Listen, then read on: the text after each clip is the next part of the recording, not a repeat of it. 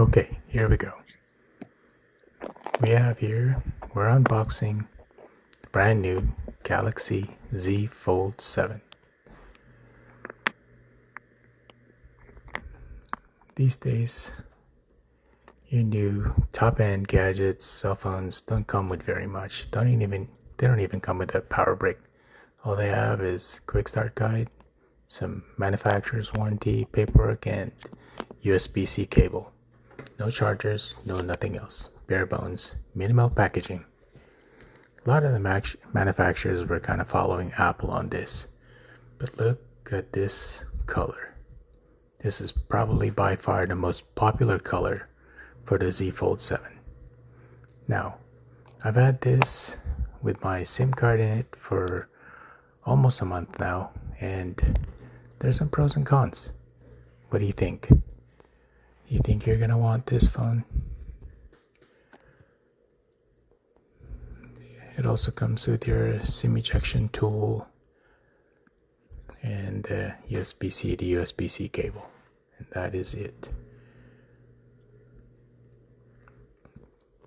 So as I've had this phone for the past month, I've been using it with my primary SIM and giving it a fair shakedown. There's a lot of nice things about this new Z Fold 7, but with this, I've also had the other iterations of the older Fold series. I've had numerous of the Folds, and for a while I kind of went from one model to the next, but then innovation kind of stopped and became stagnant. However, on this Z Fold 7, this is by far the biggest change that they've done to the Fold series. This slim form factor is very thin when it's unfolded in an open state like this. Over here on this side, we've got your power button, which also serves as your fingerprint sensor, and the volume buttons.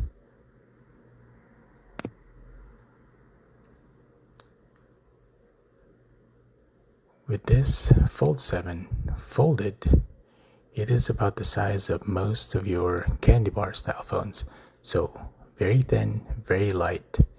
And with this Z Fold 7, as it is, with its thinness, when it's folded, it is just about the thickness of the Galaxy S25 Ultra. And by weight, it's actually a few grams lighter. So now it feels like a regular phone and not bulky. I'll be putting it side by side to the Z Fold 5, and you can see in that comparison next to it how much bigger the Fold 5 seems compared to this Fold 7.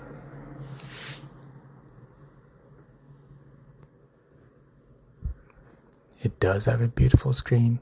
It's got the latest processor, Snapdragon 8 Elite, so it's very fast and smooth and good performance. However, even with that Z Fold 5, even though that's a couple of generations behind, it is still more than enough. Very good. What I like about the Fold series ever since it came out is how good it is for multitasking. And because of that, the S-Pen is, I believe, the biggest component as part of the Fold series. And herein lies the biggest drawback to this Fold 7. Samsung got rid of the S Pen. It does not support the S Pen. It doesn't come with an S Pen. There's no silos for the S Pen.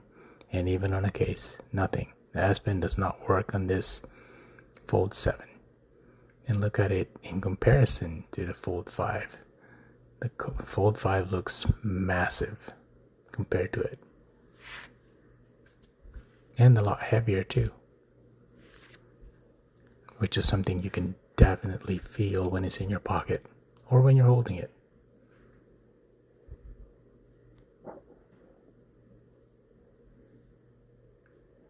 Side by side like this, when you look at both screens, it doesn't look like much of a ratio difference, but in use, with that little bit of a wider screen on the front panel on the Fold 7, it definitely is very usable and feels much like all the other candy bar style phones out there. The other big thing that they've added to the Fold 7 is the new 200 megapixel camera. That is definitely a great addition, although the other cameras are still not up to par as the S25 Ultra flagship. And I get it. However, I'm still pretty disappointed with how much they're charging for these Fold series or foldable phones. That's in the upper echelon. I mean, $2,000, over $2,000, and still doesn't come with the top end cameras, which is, I believe, what a lot of people go for. And yes, they did put in one of the better cameras on the Fold 7. However, the other cameras are still not up to par. So that part, disappointed with. The price of the Fold 7, disappointed with. Yes, they only raised it a little bit compared to the last couple of generations. However, with that kind of a price tag, it should have come with all those. It should have come with the top end cameras. It should have been the same as the S25 Ultra cameras. It should have still had S-Pen support, and probably even lower price. I did get the clear case for it because I don't like using the phones without the case.